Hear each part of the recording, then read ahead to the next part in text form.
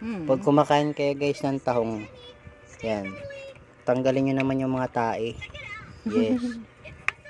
Hindi naman po sa pagiging maarte mga bossing. Tingnan nyo guys, ito yung nakain ko mga bossing, konti lang yan ha. Tapos ito yung natanggal ko mga tae. Dami no. Yan. Imagine guys kung lahat yung papasok sa katawan nyo. Yan, puro tae. Tae ng tahong. Simple lang tanggalin yan mga boss. Ganito pakita ko sa inyo. Naipengin nga akong kutsara. Bossing ha. Yan mga bossing. Yan. Hindi matanggal ko na siyang ganyan. Nakita nyo ba yan yan no? Yung part na yan. Yan. Ginagayan ko lang yan ng kutsara mga boss. Ayan.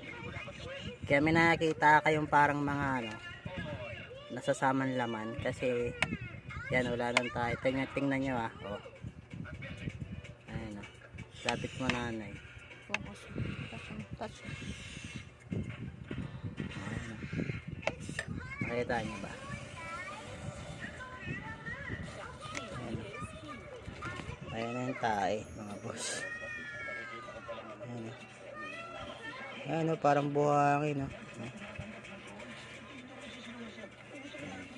Ang dami o. Ayan na yung naipong ko ng mga tae. Mga boss.